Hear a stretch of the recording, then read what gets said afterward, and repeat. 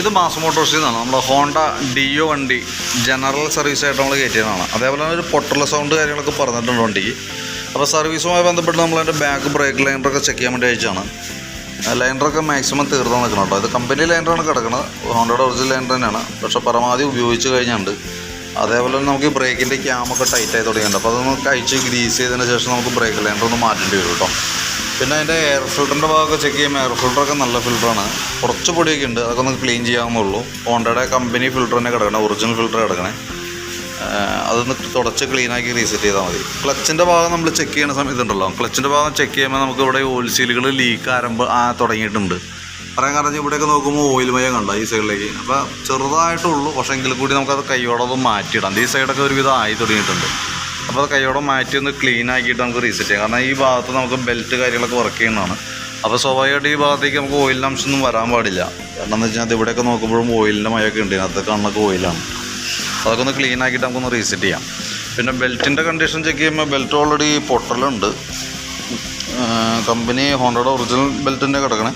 നമുക്കിപ്പോൾ അത് ഈ ഭാഗമൊക്കെ ശ്രദ്ധിച്ചു കഴിഞ്ഞാൽ നമുക്ക് അത്യാവശ്യം ഒരുവിധം നല്ല രീതിയിൽ തന്നെ പൊട്ടൽ കാണുന്നുണ്ട്. ഇതേ ഭാഗമൊക്കെ ഉണ്ടോ, ഈ സൈഡൊക്കെ ഓൾറെഡി പൊട്ടിയിരിക്കണം കേട്ടോ. കാരണം വെച്ച് കഴിഞ്ഞാൽ ഇത് എപ്പോൾ വേണമെങ്കിലും പൊളിഞ്ഞ് പോകാവുന്നൊരു കണ്ടീഷനാണ്. ഏതെങ്കിലും ഒരു 1-2 കട്ടുകൊണ്ട് പൊളിഞ്ഞ് കഴിഞ്ഞാൽ പിന്നെ പിടിപിടിക്കുന്ന ബാക്കിയത്തെ പോവും.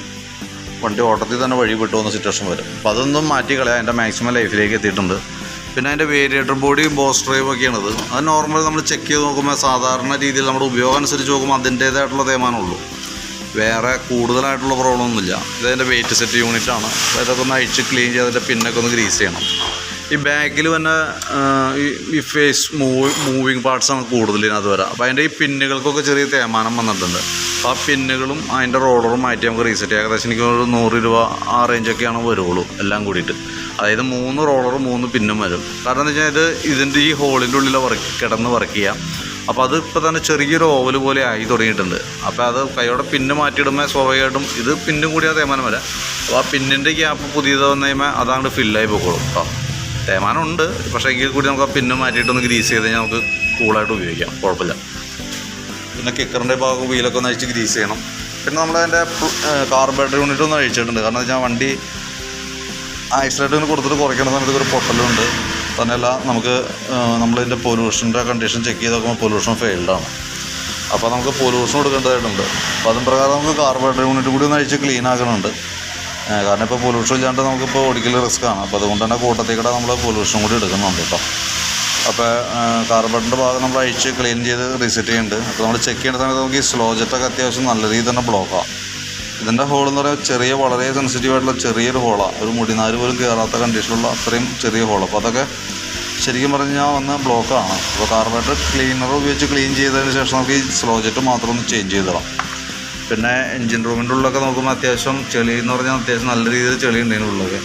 അപ്പോൾ ഈ കണ്ടീഷനിലൊന്ന് വാട്ടർ സർവീസ് ചെയ്തെടുക്കുകയാണെന്നുണ്ടെങ്കിൽ നന്നായിരിക്കും. അതിൻ്റെ ഉള്ളിലൊക്കെ ഒന്ന് ഫുൾ നീറ്റായിട്ടൊന്ന് കഴുകി ഇടാം കേട്ടോ. പിന്നെ ഫ്രണ്ട് ഭാഗത്തേക്ക് വരുമ്പോഴത്തേക്ക് നമുക്ക് ഫ്രണ്ട് ബുഷ് സെറ്റുകൾ കംപ്ലൈൻ്റ് ഉണ്ട്. നമ്മൾ ഫ്രണ്ട് നമുക്ക് സസ്പെൻഷൻ വേണ്ടത് ലിങ്ക് ടൈപ്പ് സസ്പെൻഷൻ വരാം. അപ്പോൾ അത് ചെക്ക് ചെയ്യുമ്പോൾ ഈ ഭാഗമൊക്കെ അത്യാവശ്യം ഷെയ്ക്ക് കാണിക്കുന്നുണ്ട്. അതേപോലെ തന്നെ ഇവിടുത്തെ ബുഷും ഓവലായി പോയേക്കാം. അത് രണ്ടും കൂടി ഒന്ന് മാറ്റി ക്ലിയർ ചെയ്തിടാം.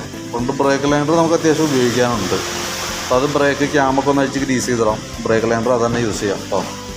പിന്നെ ബ്രേക്കിൻ്റെ കേബിളുകളൊക്കെ ആയാലും വേറെ പറയത്തൊക്കെ കംപ്ലൈൻറ്റ് എന്ന് പറയാം. ചെറിയൊരു ടൈറ്റ് തുടങ്ങിയിട്ടുണ്ട്, പക്ഷേ അത് തൽക്കാലം ആ രീതിയിൽ തന്നെ നമുക്ക് ഉപയോഗിക്കാം. പിന്നെ ബാറ്ററിയുടെ കണ്ടീഷൻ നമ്മൾ ചെക്ക് ചെയ്ത് നോക്കുന്നുണ്ട്. നമുക്കിതുമേ ഇരിക്കുന്ന ബാറ്ററി 2021 മോഡൽ ബാറ്ററിയാണ്. ആമറോണിൻ്റെ ബാറ്ററിയാണ് ഇതും ഇരിക്കുന്നത് കേട്ടോ. അപ്പോൾ നമ്മളതിൻ്റെ വോൾട്ടും അതേപോലെ ബാറ്ററിയുടെ കണ്ടീഷനും നമ്മളത് ചെക്ക് ചെയ്ത് നോക്കുന്നുണ്ട്. അതിൻ്റെ ഡീറ്റെയിൽസും കൂടി ഞാൻ അപ്ഡേറ്റ് ചെയ്യാം. എൻ്റെ വോൾട്ട് ചെക്ക് ചെയ്യുമ്പോൾ കാണിക്കുന്നത് 12.86 എൻ്റെ വോൾട്ട് കാണിക്കുന്നത് കേട്ടോ. നമ്മൾ ബാറ്ററി കൂടി ഒന്ന് ചെക്ക് ചെയ്യുന്നുണ്ട്, ടെസ്റ്റിലേക്ക് വിട്ടിട്ടുണ്ട്. അപ്പോൾ കൃത്യമായിട്ട് അതിൻ്റെ കണ്ടീഷനകത്ത് കാണിക്കും. ഇപ്പോൾ നിലവിൽ ബാറ്ററിയുടെ കണ്ടീഷൻ ഓക്കെ ആയിട്ടാണ് വന്നത് കേട്ടോ. ഇപ്പോഴത്തെ കണ്ടീഷനിൽ ബാറ്ററിക്ക് വേറെ പ്രോബ്ലം ഒന്നുമില്ല. 2021 ബാറ്ററി ആണെങ്കിലും 3 ദിവസം പഴക്കമുണ്ടെങ്കിൽ കൂടി ഓക്കെ ആയിട്ടാണ് കാണിക്കുന്നത് കേട്ടോ.